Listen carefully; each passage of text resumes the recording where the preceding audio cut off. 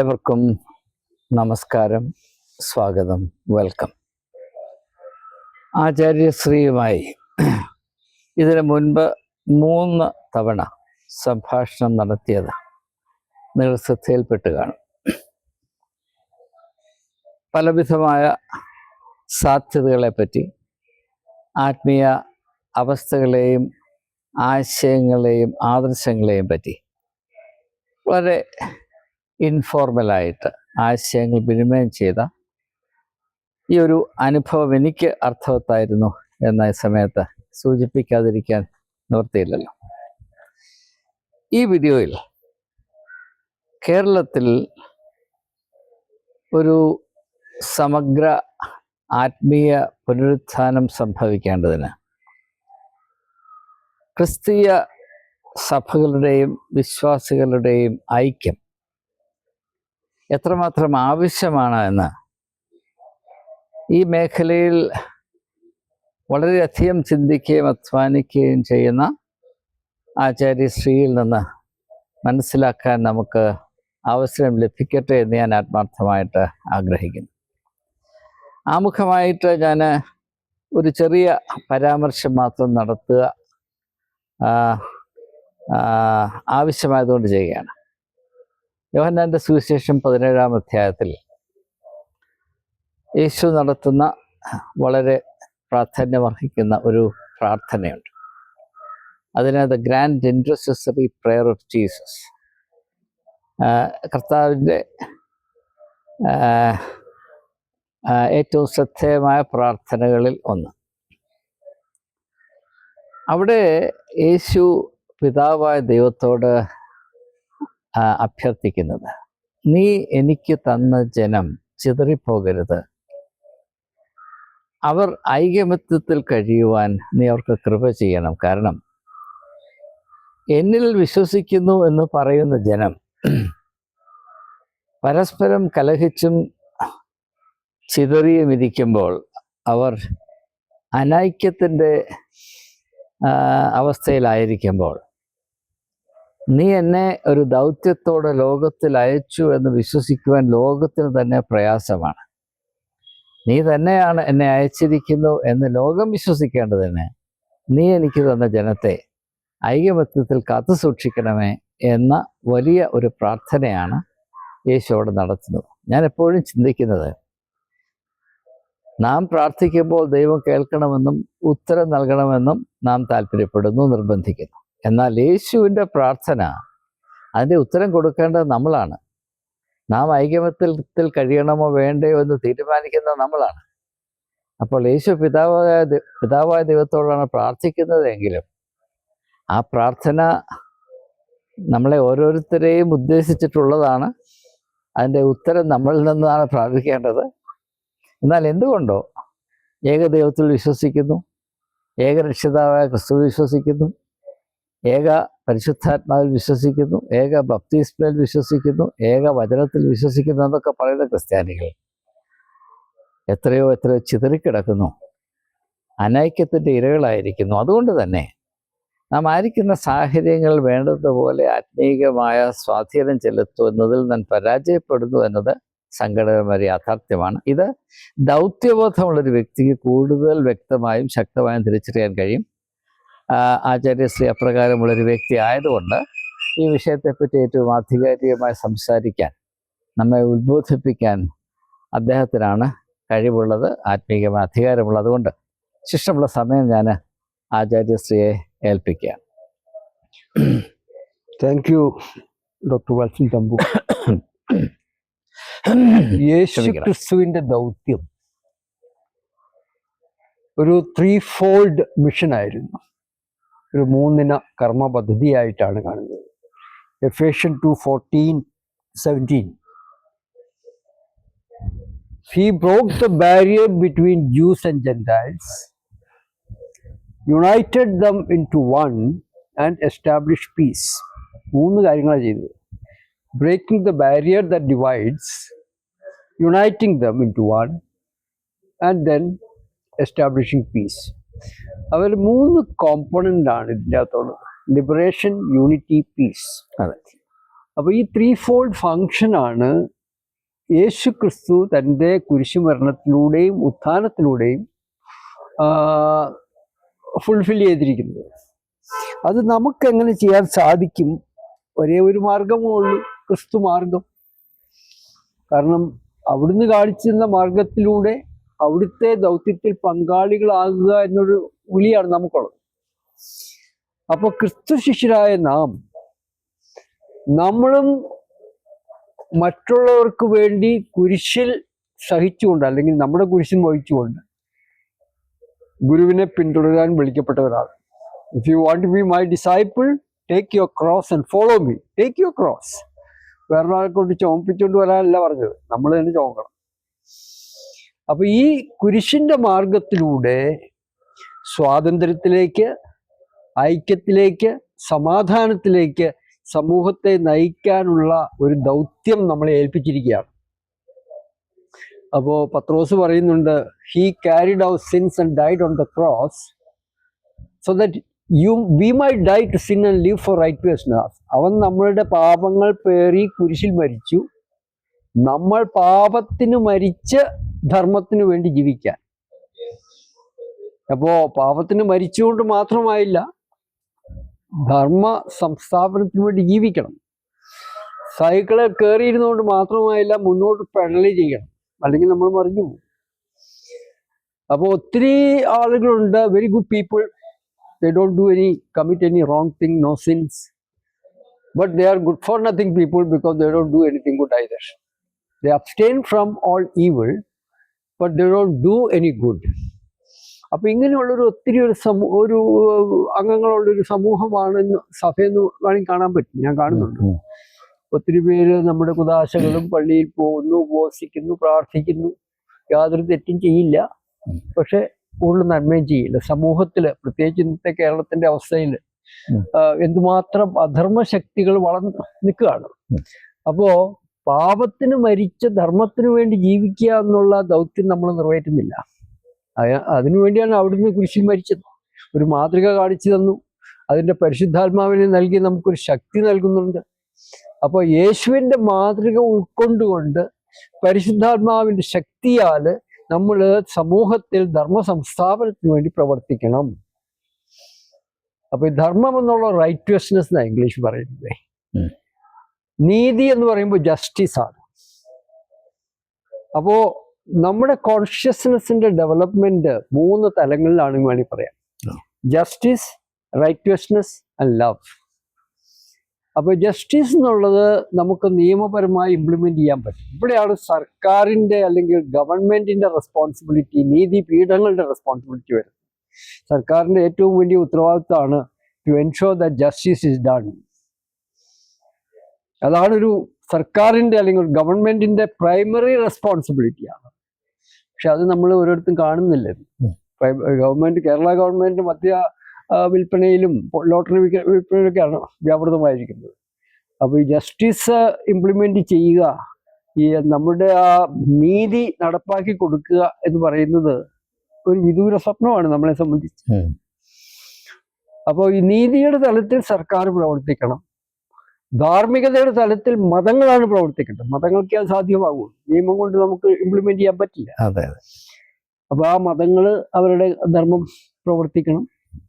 പക്ഷെ ഇതിനെല്ലാം അതീതമാണ് സ്നേഹം. അവിടുന്ന് ത്യാഗം വരുന്നു. അവിടെ പിന്നെ നിയമവും മതവും അല്ല, ദൈവികതയാണ് പ്രവർത്തിക്കുന്നത്. അപ്പൊ നമുക്ക് ഓരോരുത്തരുടെയും വിളി അനുസരിച്ചിട്ട് നമുക്ക് നീതിയുടെ തലത്തിലോ ധാർമ്മികതയുടെ തലത്തിലോ സ്നേഹത്തിന്റെ തലത്തിലോ പ്രവർത്തിക്കേണ്ടതായിട്ടുണ്ട്.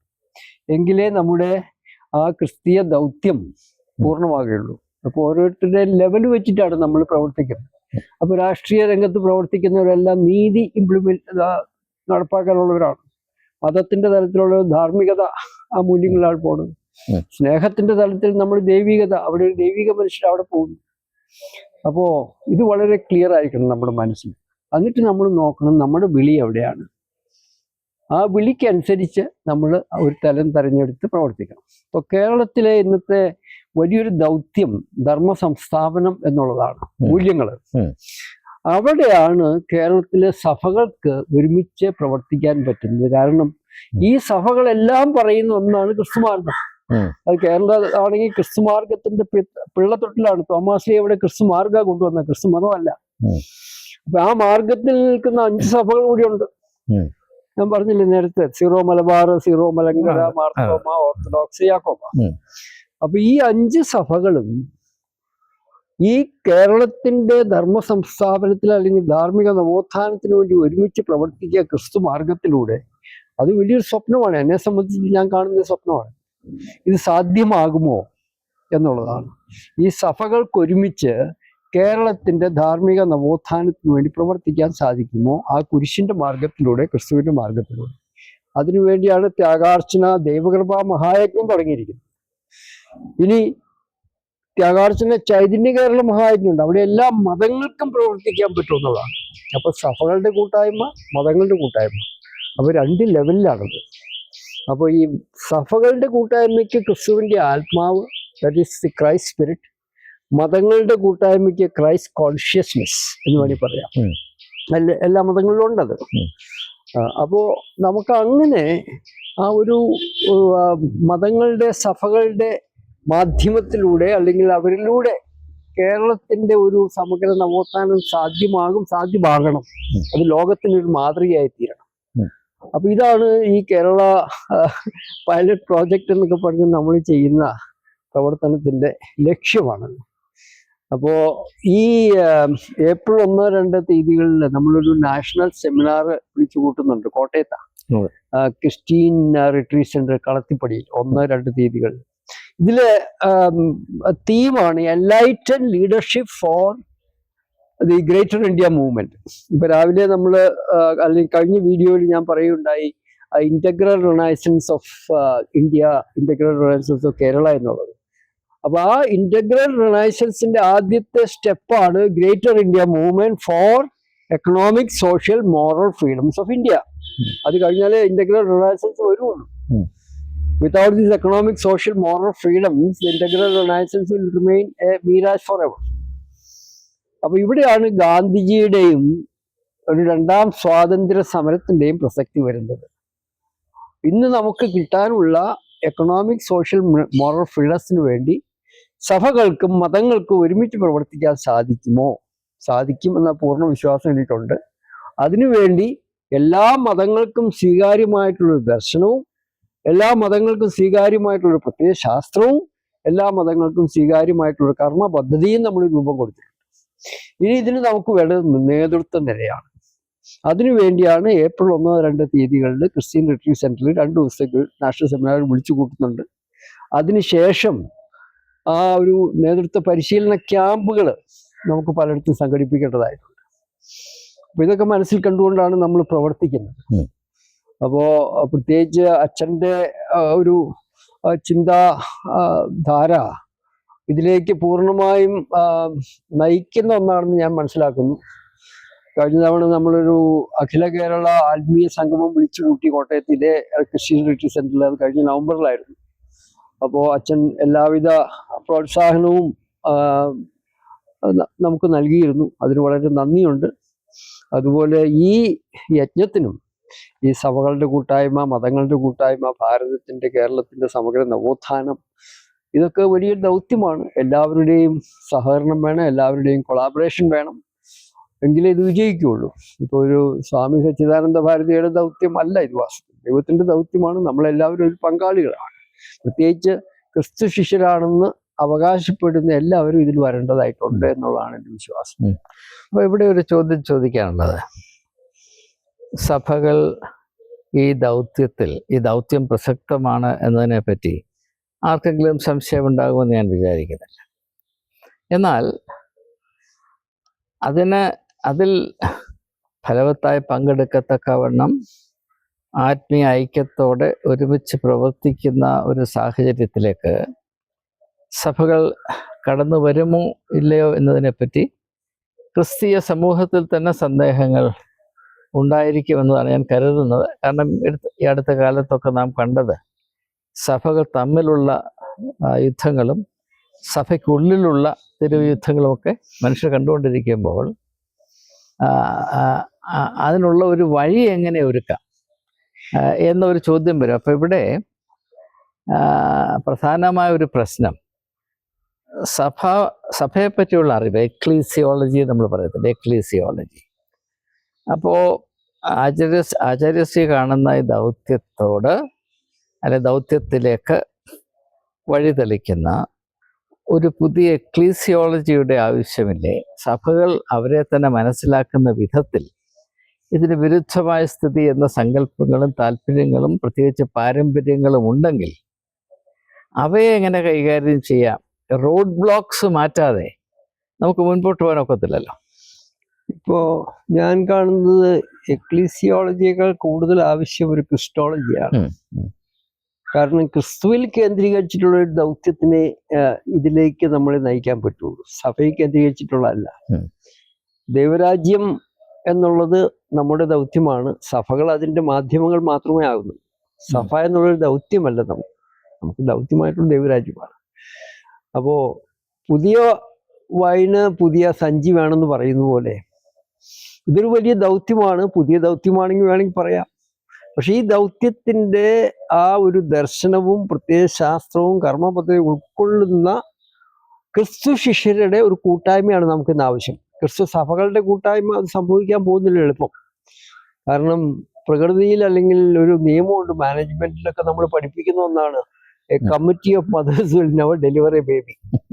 എത്ര നമ്മൾ യുണാനിമസ് ആയിട്ട് ഡിസൈഡ് ചെയ്താലും 10 അമ്മമാർ കൂടി പറയാണ് ഞങ്ങൾ ഐക്യകണ്ഠേന തീരുമാനിക്കുന്ന ഒരു കുഞ്ഞിനെ പ്രസവിക്കാൻ.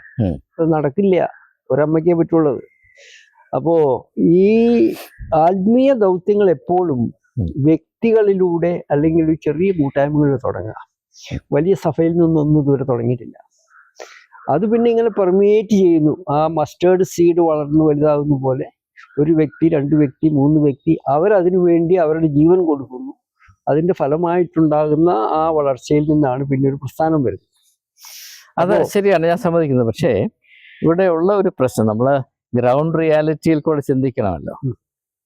അപ്പോൾ എല്ലാ സഭകളും അവരുടെ അംഗങ്ങളെ, അവരുടെ മക്കളെ വളർത്തുന്നത് സഭാ നേതൃത്വത്തിൻ്റെ നിർദ്ദേശങ്ങൾ അപ്പാടെ അനുസരിക്കണമെന്നും സഭയുടെ പാരമ്പര്യത്തെ നിലനിർത്തണം എന്നുള്ളതുമാണ്.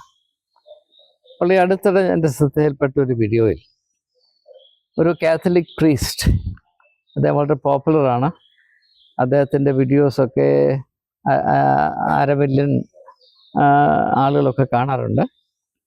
അദ്ദേഹം പറയുന്നത് ഒരു ക്രിസ്ത്യാനിയെ സംബന്ധിച്ചിടത്തോളം വേദപുസ്തകമല്ല, സഭയുടെ പാരമ്പര്യമാണ് നമ്പർ 1 ലോയൽറ്റി, ഓബ്ലിഗേഷൻ.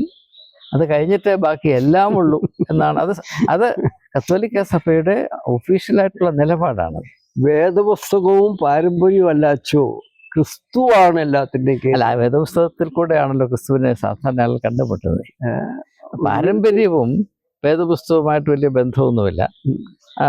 അപ്പോൾ അതായിരിക്കണം ഒരു ക്രിസ്ത്യാനിയുടെ ഏറ്റവും പ്രധാനപ്പെട്ട വിധേയത്വം. ഇവിടെ വേറെ ഒരു ക്ലാരിഫിക്കേഷൻ വരണം കേട്ടോ. വേദപുസ്തകത്തിലൂടെ അല്ല നമ്മൾ കണ്ടെത്തുന്നത്. പൗലോസ്ലിയ വേദപുസ്തകത്തിലൂടെ അല്ല ക്രിസ്തുവിനെ കണ്ടത്. ഞാൻ കണ്ടതും അതുപോലെ ഒരു ഇതില് വേദപുസ്തകത്തിലൂടെയൊന്നും അല്ല കേട്ടോ. My encounter with Christ was when I was not in a believer. ഇതെല്ലാം വിട്ടുകളഞ്ഞതിന് ശേഷം.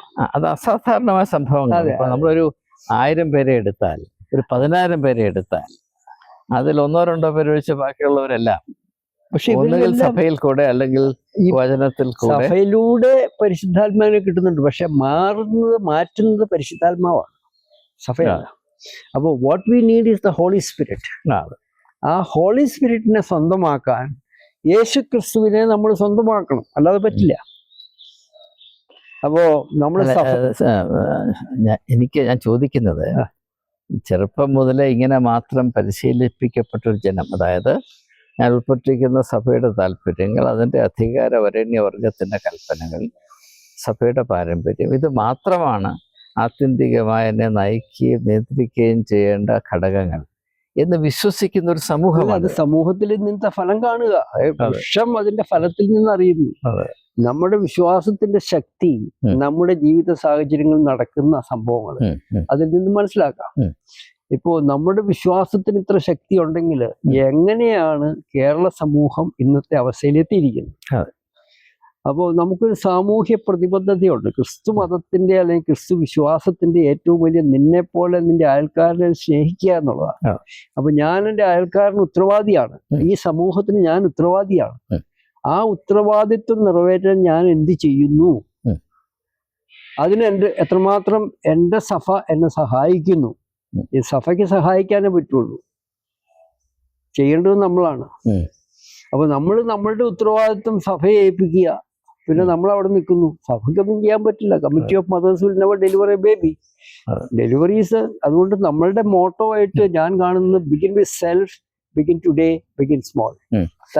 ഞാൻ സ്വാമിജിയുടെ ഒരു ലക്ഷ്യത്തെയും വിമർശിക്കല്ല ഞാൻ പറയുന്നത്. ഇതിലേക്ക് പ്രത്യേകിച്ച് ക്രിസ്ത്യാനികൾ അടുക്കണമെങ്കിൽ, ഇതിൽ പങ്കെടുക്കണമെങ്കിൽ അവരെ അതിനുവേണ്ടി സജ്ജീകരിക്കേണ്ട ഒരു ആവശ്യമാണ്. അത് വേണം, തീർച്ചയായും. അതിന് തക്കതായ ഒരു വിളനിലം ഇപ്പോൾ നിലനിൽക്കുന്നില്ലെന്നാണ് ഞാൻ ഈ പറയുന്നത്. ഉണ്ടാക്കാൻ സാധിക്കുന്നില്ലെന്നല്ല ഞാൻ പറയുന്നത്. അതിനുവേണ്ടി നാം എന്താണ് ഇപ്പോൾ ചെയ്യുന്നത്? ഇപ്പൊ അതറിയാൻ നമ്മുടെ പ്രേക്ഷകർക്ക് താല്പര്യം കാണും. ആദ്യത്തെ ഇതായിട്ട് ഞാൻ സജസ്റ്റ് ചെയ്യുന്നത് ഒരു എൻലൈറ്റഡ് ലീഡർഷിപ്പ് ഡെവലപ്മെന്റ് പ്രോഗ്രാമാണ്. അപ്പൊ അത് ആദ്യമേ നമ്മൾ വിചാരിച്ചത് നിലയ്ക്കൽ എക്യുമെനിക്കൽ സെന്ററിലാണ് തീരുമാനിച്ചത്. കാരണം ലോകത്തിലെ ആദ്യത്തെ എക്യുമെനിക്കൽ ചർച്ചാണ് ഈ നിലയ്ക്കലുള്ളത്. ഒരു പക്ഷെ പലർക്കും അറിയില്ല അത്. അവിടെ ഒരു നല്ല എക്യുമെനിക്കൽ സെന്ററും ഉണ്ട്. ഈ പറയുന്ന സഭകളുടെ എല്ലാം അധ്യക്ഷന്മാര് ആ കമ്മിറ്റിയുടെ അംഗങ്ങളാണ്. ഇപ്പൊ മാർത്തോമാ സഭയുടെ മെത്രാപ്പോലീത്തനാണ് അതിന്റെ ചെയർമാൻ. പിന്നെ ജോഷുവ മാർ ഇഗ്നാത്യോസ് അദ്ദേഹമാണ് അതിന്റെ വൈസ് ചെയർമാൻ. പിന്നെ ഇങ്ങനെ എല്ലാ സഭകളുടെയും നേതാക്കൾ അതിൻ്റെ അകത്തുണ്ട്. അപ്പോൾ കേരളത്തിലെ വാസ്തവത്തിൽ നമ്മൾ അറിയാതെ ചില അത്ഭുതങ്ങൾ നടന്നുകൊണ്ടിരിക്കുന്നുണ്ട്. ഇങ്ങനെ ഒരു സെന്റർ നമുക്ക് കേരളത്തിലുണ്ടെങ്കിൽ ഈ സെന്റർ കേന്ദ്രീകൃതമായിട്ട് കേരളത്തിൽ വലിയൊരു എക്യുമെനിക്കൽ പ്രസ്ഥാനം വളർത്തിക്കൊണ്ടുവരാൻ സാധിക്കും. അതിന്റെ നേതൃത്വ നിലയെ കെട്ടിപ്പടുക്കാനുള്ള എല്ലാ സാധ്യതകളും അവിടെ ഉണ്ട്. നമ്മളത് ഉപയോഗിക്കാത്തതുകൊണ്ടാണ്. അപ്പോ ഞാൻ ആദ്യം വിചാരിച്ചു ഈ എൻലൈറ്റഡ് ലീഡർഷിപ്പ് അവിടെ വെക്കണം. ഞങ്ങൾ പോയി നോക്കിയപ്പോൾ ഇത് നാഷണൽ സെമിനാർ വെക്കാൻ പറ്റുന്നത്. കാരണം അത് ഒത്തിരി ഉള്ളിലേക്കാണ്, വണ്ടിയൊന്നുമില്ല, കയറിപ്പോകാൻ പറ്റില്ല. സ്വന്തമായിട്ട് കാറുണ്ടെങ്കിലേ ചെല്ലാൻ പറ്റുള്ളൂ. എല്ലാ കാറും പോവുമില്ല. ഞങ്ങളൊരു ടാറ്റ വണ്ടിയല്ലേ പോയി, അത് കയറില്ലായിരുന്നു. പക്ഷെ നേരെ പിടിച്ച് ഇന്നോവ ആണെങ്കിൽ കയറി പോയിക്കോളും. അപ്പൊ അത് ഞങ്ങൾ കണ്ടു, ഇതിപ്പോ ഒരു നാഷണൽ സെമിനാറിന് 2 ദിവസത്തെ പരിപാടിക്ക് ഉചിതമല്ല. അതുകൊണ്ടാണ് കോട്ടയത്തേക്ക് മാറ്റിയത്. പക്ഷെ ഈ നാഷണൽ സെമിനാറിന് ശേഷം നമ്മളിപ്പോൾ ഒരാഴ്ചത്തേക്ക് ഒരു ലീഡർഷിപ്പ്, എക്യുമെനിക്കൽ ലീഡർഷിപ്പ് വെക്കുകയാണെങ്കിൽ അവിടെ പോയാൽ നല്ലതാണ്. ആ ഏകാന്തതയും ആ കുന്നുകയറ്റവും എല്ലാം നമുക്കൊരു ഫിസിക്കൽ എക്സസൈസും എല്ലാം ശരിയായിട്ട് വരും. അപ്പൊ ഇങ്ങനെ ഒത്തിരി പൊട്ടൻഷ്യൽ ഉണ്ട് അച്ചോ. ഐ ഫീൽ നമ്മളൊന്ന് കണ്ണു തുറന്നാൽ we can see lot of possibilities in Kerala actually. Acharya, എനിക്ക് പറയാനുള്ളത്, ഞാൻ ഏകദേശം ഒരു 30-35 വർഷങ്ങൾ ക്രിസ്തീയ എക്യുമെനിക്കൽ പ്രസ്ഥാനങ്ങളോട് വളരെ സഹകരിച്ച് പ്രവർത്തിച്ച വ്യക്തിയാണ്.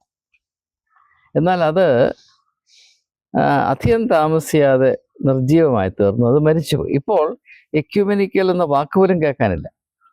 ഒരു 20 വർഷങ്ങൾക്ക് മുൻപ് എക്യുമെനിക്കൽ ആശയം വെച്ചുകൊണ്ട് എത്രയോ കൺസൾട്ടേഷൻ, സെമിനാർസ്, വർക്ക്ഷോപ്സ് ഒക്കെ നടന്നു.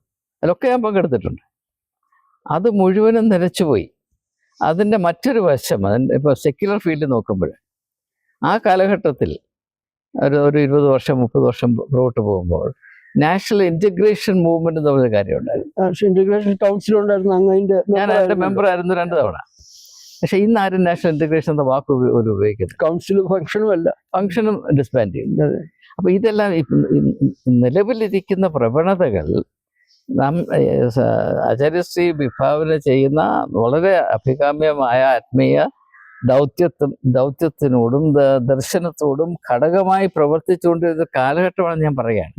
അങ്ങനെ ആ യാഥാർത്ഥ്യം മനസ്സിലാക്കുമ്പോൾ അതിൻ്റെ കെടുതിയിൽ നിന്ന് ഈ പ്രസ്ഥാനത്തെ സംരക്ഷിക്കാനുമായിട്ട് നമുക്ക് എന്ത് ചെയ്യാൻ കഴിയണം എന്നൊരു അന്വേഷണം ഉടലെടുക്കും. അതുകൊണ്ടല്ലത് നിരുത്സാഹപ്പെടുത്താനല്ല ഞാൻ തീർച്ചയായിട്ടും. ഓൾവേസ് യേശു പറഞ്ഞില്ലേ, നിങ്ങൾ പ്രാവിനെ പോലെ നിഷ്കളങ്കരും പാമ്പിനെ പോലെ ബുദ്ധിയുള്ളൂ. ഇപ്പൊ പാമ്പെന്ന് പറഞ്ഞാൽ അതിൻ്റെ ഉദരം ഭൂമിയിലാണ്, ഗ്രൗണ്ട് റിയാലിറ്റി അവഗണിച്ചുകൊണ്ട് നമുക്കൊന്നും ചെയ്യാനൊക്കെ ഇല്ല. അപ്പോൾ ഇങ്ങനെയുള്ള ഞാൻ ഇങ്ങനെയുള്ള പ്രശ്നങ്ങളോട് ഞാൻ ഒത്തിരി മല്ലടിച്ച വ്യക്തിയാണ്. ഇപ്പം എനിക്കറിയാമല്ലോ. ഈ ക്രിസ്തീയ ദൗത്യത്തിന് വേണ്ടി എന്നേക്കാൾ അത്യാരും ഉത്സാഹിച്ച് കാണത്തില്ല വാസ്തവത്തിൽ. അത് തീർച്ചയായിട്ടും വളരെ ആജീവനം ഞാൻ ഉത്സാഹിച്ചു. പക്ഷെ ഞാൻ അങ്ങേ അറിയുന്ന മുതൽ ഞാനിത് ഇതാണ് അത് അങ്ങയിൽ കാണുന്നത്. എല്ലാ സമയത്തും ഞാൻ അതിനുവേണ്ടി മാത്രമേ നിന്നിട്ടുള്ളൂ. അതിനെനിക്ക് അതുകൊണ്ട് ഞാൻ ഒത്തിരി നഷ്ടവും കഷ്ടവും സഹിച്ച വ്യക്തിയും കൂടെയാണ്. അപ്പോൾ ഇതിൽ കാര്യമായ ചില അടിസ്ഥാന പ്രശ്നങ്ങൾ ഗ്രൗണ്ട് ലെവലിൽ കിടപ്പുണ്ട്. അത് ഒന്ന് സ്പർശിക്കുകയും അത് ഒരു എന്തെങ്കിലും പരിഹാരം കണ്ടെത്തുകയും ചെയ്താൽ ഒരുപക്ഷെ നമ്മൾ വിഭാവനം ചെയ്യുന്നതിനേക്കാൾ അപ്പുറം അനുഗ്രഹം അതുകൊണ്ട് ജനത്തിനുണ്ടാകും എന്ന ഒരു ചിന്ത എനിക്കുണ്ട്. തീർച്ചയായിട്ടും ഉണ്ടാകും. കേരളത്തിൽ ഉണ്ടാകും, ഉണ്ടാകണം. അപ്പോ ഞാൻ ചിന്തിക്കുന്ന ഈ നാഷണൽ സെമിനാറിന് ശേഷം first call for ecumenical leadership training ഒരാഴ്ചത്തേക്ക് പറയുന്ന നിലയ്ക്കൽ സെന്ററിൽ വെക്കുക. എല്ലാ സഭകളിൽ നിന്നും ഇങ്ങനെ ചിന്തിക്കുന്ന ഒരു ടീം ഉണ്ടാക്കുക. ഡിവൈൻ ഗ്രേസ് സൊസൈറ്റി എന്ന് പറഞ്ഞിട്ട് ഒരു പുതിയ ടീം ഉണ്ടാക്കുക. ഈ ഡിവൈൻ ഗ്രേസ് സൊസൈറ്റി വേണം നമ്മുടെ ഈ ദൗത്യം മുന്നോട്ട് കൊണ്ടുപോകാൻ. ആ സ്വന്തം ജീവൻ കൊടുക്കാൻ തയ്യാറുള്ള ക്രിസ്തുവിന്റെ ശിഷ്യരായിട്ട് അവർക്ക് ആ grace, law was given through Moses, grace and truth came through Jesus. അപ്പൊ ആ ഗ്രേസ് ആൻഡ് ട്രൂത്ത് നമ്മൾക്ക് വേണം. പിന്നെ the power and wisdom of God, Christ is the power and wisdom of God.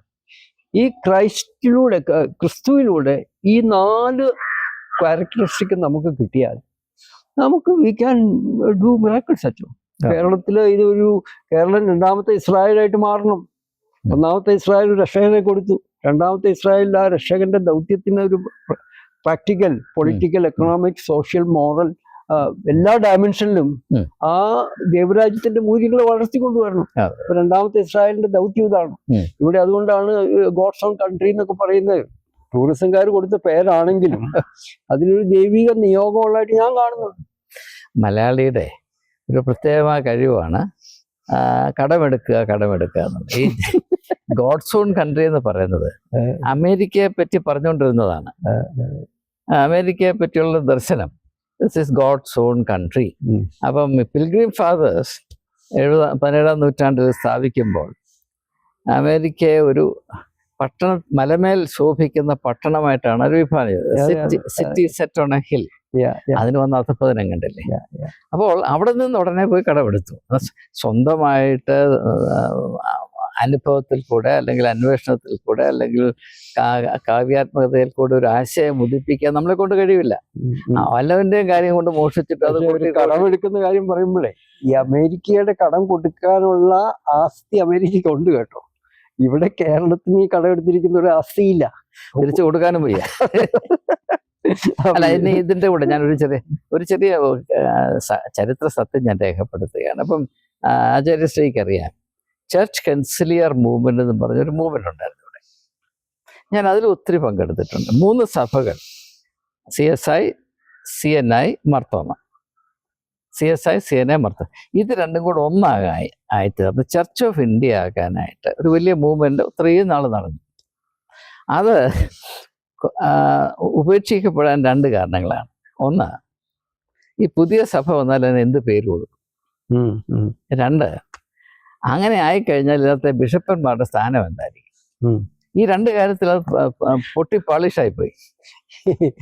യേശു ശിഷ്യന്മാരെ തെരഞ്ഞെടുത്തത് ഒന്നുമല്ലാത്തവരിൽ നിന്നാണ്. എന്നിട്ടും കസേര ചോദിച്ചു. അല്ല, അത് പിന്നീടാ. എടുക്കുമ്പോൾ അങ്ങനെയുള്ളവരെ എടുക്കണ്ടേ. ഇന്നിപ്പോ നമ്മൾ എന്തെങ്കിലും പ്രസ്ഥാനം ചെയ്യണമെങ്കിൽ നമുക്ക് വേണ്ടത് അങ്ങനെയുള്ള സാധാരണ ക്രിസ്തു ശിഷ്യരാണ്. ഞാൻ കാണുന്ന നമ്മുടെ സഭകളിൽ എല്ലാം ഇങ്ങനെയുള്ള ആളുകളുണ്ട്. പക്ഷെ അവർക്ക് ഒരുമിക്കാൻ ഒരു വേദി ഉണ്ടാകുന്നില്ല. അല്ല, അതിന് ഒരു കാര്യം നാം വ്യക്തമായിട്ട് മനസ്സിലാക്കണം. ഇവിടെ ഒരു ചെറിയ കൺഫ്യൂഷൻ ഉള്ളത്, നമ്മൾ സഭകളുടെ ഐക്യത്തെ പറ്റിയാണോ പറയുന്നത്? അല്ല, ഓരോരോ സഭകളിൽ നിന്നും പൊഴിഞ്ഞ ആളുകളെ തിരഞ്ഞെടുത്ത് അവരെ കൂട്ടിക്കൊണ്ടുവന്ന് ഒരു എക്യുമെനിക്കൽ കൂട്ടം ഉണ്ടാകും. ഇത് രണ്ടും വലിയ വ്യത്യാസമുണ്ട്. ഇവിടെ വാസ്തവത്തില് ഈ പൊഴിഞ്ഞു പോകുന്ന ആളുകളല്ല നമ്മൾ നോക്കുന്നത്. നമ്മൾ ഈ സഭകളിലുള്ള പ്രവാചക ശബ്ദത്തെയാണ് നോക്കുന്നത്. അപ്പൊ സഭകളെ അല്ല അത് അവിടെ. എന്നാൽ ഞാൻ പറഞ്ഞത് മുഴുവനും തിരിച്ചെടുത്തിരിക്കുന്നത്. ഞാൻ ആ ഒരു ആശയം വെച്ചുകൊണ്ടാണ് പറഞ്ഞത്. ഇപ്പൊ സഭകളെ ഇങ്ങനെ കൂട്ടിക്കൊണ്ടുവന്ന് ഒരേ സ്റ്റേജിൽ കൊണ്ടുവന്ന് ഒരേ കാളവണ്ടിക്ക് ചടിച്ച് മുമ്പോട്ട് പോകാൻ നമ്മുടെ കാലം അതല്ലേ ഞാൻ പറഞ്ഞ committee of mothers never deliver a baby. അപ്പൊ ആ ഒരു അമ്മയാ വേണ്ടത്. അപ്പൊ അതുപോലെ ഈ എല്ലാ സഭകളിലും കേരളത്തിൽ പ്രത്യേകിച്ച് ഈ പ്രവാചക ശബ്ദങ്ങളുണ്ട്. ഈ പ്രവാചക ശബ്ദങ്ങൾക്ക് ഒരുമിക്കാൻ ഒരു വേദിയാ വേണ്ടത്. അതാണ് ഈ ഡിവൈൻ ഗ്രേസ് സൊസൈറ്റി എന്നൊക്കെ ഞാൻ പറയുന്നത്. ഈ സൊസൈറ്റിക്ക് പ്രവർത്തിക്കാൻ വളരെ വലിയ വേദി വേണം. ധർമ്മരാജ് വേദിയുണ്ട്. അപ്പൊ ഇങ്ങനെയുള്ള ഇത് ഞാൻ ഒത്തിരി ഇതിനെപ്പറ്റി ചിന്തിച്ചിട്ടുണ്ട്, പ്രാർത്ഥിച്ചിട്ടുണ്ട്, പഠിച്ചിട്ടുണ്ട്. അങ്ങനെയാണ് ഇതിനൊക്കെ രൂപം കൊടുത്ത് ഇപ്പൊ 42 വർഷമായത് സമയമെടുത്ത് ഇത് ചെയ്യാൻ. ഇനിയിപ്പോ അതിന്റെ ഒരു I feel it can be put into practice. Last question. ഇപ്പോ സ്വാമിജിക്ക് ഇപ്പോൾ 78 വയസ്സായി, ഞാൻ 75 വയസ്സായി.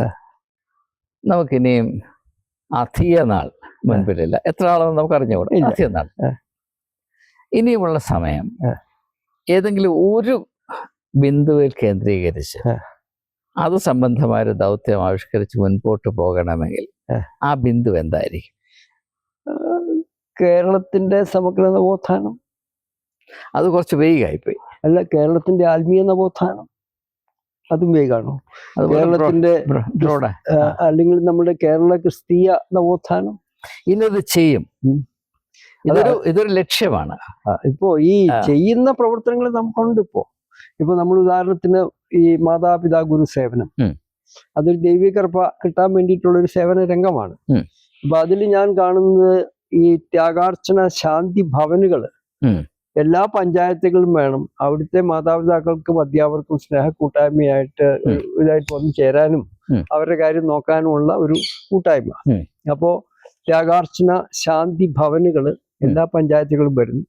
അത് നടത്താൻ ഒരു ത്യാഗാർച്ചന ആചാര്യ പരിഷത്ത്, ഈ സീനിയർ സിറ്റിസൺസിന്റെ കൂട്ടായ്മകള്, അതായത് അറിവും കഴിവും സാമർഥ്യമുള്ള സീനിയർ സിറ്റിസൺസ്, അവർ ഇതിന്റെ ഉത്തരവാദിത്തം ഏറ്റെടുത്ത് ഓരോ ത്യാഗാർച്ചന ശാന്തി ഭവനും ഒരു ആചാര്യ ഉണ്ടായിരിക്കണം. ഈ ആചാര്യ സ്വന്തം കാലിൽ നിന്ന് ഇപ്പോൾ റിട്ടയർ ചെയ്തിട്ട് എന്തെങ്കിലും സമൂഹത്തിന് വേണ്ടി ചെയ്ത് മരിക്കാൻ താല്പര്യമുള്ളവരായിരിക്കണം. ഞാൻ പറഞ്ഞില്ല, 60 വയസ്സ് കഴിഞ്ഞാൽ പിന്നെ it is not for what we should live but for what we should die. ആ ഒരു പാരഡൈം ഷിഫ്റ്റാ വരുന്നത്. അതിന് മുമ്പാണെങ്കിൽ നമ്മൾ we should live for family, we should live for these, you have to live. പക്ഷെ ഇതെല്ലാം കഴിഞ്ഞിട്ട് then the time is for us to go. അപ്പൊ ആ ഗോയിങ് പ്രോസസ് അല്ലെങ്കിൽ ആ ഫൈനൽ ഡിപ്പാർച്ചർ മീനിങ് ആക്കാൻ ഞാൻ ഈ ചോദ്യം ചോദിക്കാൻ കാര്യം, ഇപ്പൊ നമ്മെ കേട്ടുകൊണ്ടിരിക്കുന്ന നല്ല ആളുകൾ, വളരെയധികം ആദർശശുദ്ധിയുള്ളവർ, മറ്റ് സീക്രട്ട് അജണ്ട ഇല്ലാത്തവരാണ് ഈ ഒരു സംഗമത്തിൽ പങ്കെടുക്കുന്നത്. അവരെ പറ്റി എനിക്ക് അഭിമാനവും പ്രത്യാശയുമുണ്ട്. തീർച്ചയായിട്ടും. അപ്പോൾ അവരിൽ ആർക്കെങ്കിലും, അല്ലെങ്കിൽ 10 പേർക്ക്, 100 പേർക്ക്, 200 പേർക്ക് ആചാര്യശ്രീയുമായിട്ട് സഹകരിക്കണമെന്ന് തോന്നിയാൽ അവരങ്ങനെ ഒരു തീരുമാനം എടുക്കണമെങ്കിൽ അവരുടെ ഹൃദയം, അവരുടെ ആത്മാവ് അറ്റാച്ച് ചെയ്യാനായിട്ട് എന്തെങ്കിലും ഒരു പോയിന്റ് വേണം. അതെ, അത് വെച്ചുകൊണ്ടാണ് ഈ ചോദ്യം ചോദിച്ചത്. അപ്പൊ അതില് ആദ്യമായിട്ട് ഞാൻ പറയും, താല്പര്യമുള്ളവർ വരിക, ഈ നാഷണൽ സെമിനാറിൽ 2 ദിവസത്തേക്ക് ഒന്ന് പങ്കുചേരുക. അതിനുശേഷം ആ ഒരാഴ്ചത്തേക്കുള്ള ലീഡർഷിപ്പ് ക്യാമ്പ് അറ്റൻഡ് ചെയ്യുക. അപ്പോൾ തിങ്സ് വിൽ ഓപ്പൺ അപ്പ്. നമുക്കെല്ലാ പ്ലാറ്റ്ഫോമും ഉണ്ട്. സ്വാമിജിയുടെ മൊബൈൽ നമ്പർ ഒന്ന് പറഞ്ഞു കൊടുത്തേ, സ്ലോ ആയിട്ട്. 8281874941. ഒരിക്കൽ കൂടെ 8281874941. Thank you. അപ്പൊ നിങ്ങൾക്ക് താല്പര്യമുള്ളവർ ആചാര്യശ്രീയെ ഈ നമ്പറിൽ കോൺടാക്റ്റ് ചെയ്യാവുന്നതാണ്. കോൺടാക്റ്റ് ചെയ്യാൻ ഞാൻ നിങ്ങളെ പ്രേരിപ്പിക്കുന്നു. ഇങ്ങനെയുള്ള നല്ല സംരംഭങ്ങളെ സഹായിച്ചില്ല എങ്കിൽ വളരെ വളരെ വിരളമായ ഇങ്ങനെയുള്ള ആത്മീകമായ പ്രസ്ഥാനങ്ങൾ അല്ലെങ്കിൽ ഇടപെടലുകൾ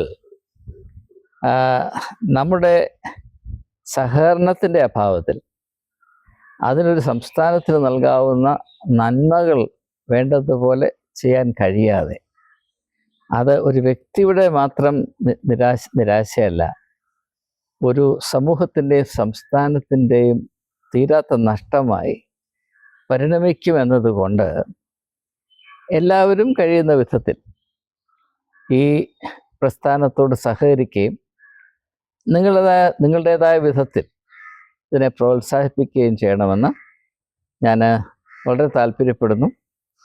നമ്മളോട് ഇത്രയും സമയം ചിലവഴിച്ച ആചാര്യശ്രീയോടുള്ള നമ്മുടെ ആകമാനമായ എല്ലാവരുടെയും പേരിലുള്ള നന്ദി രേഖപ്പെടുത്തുന്നു.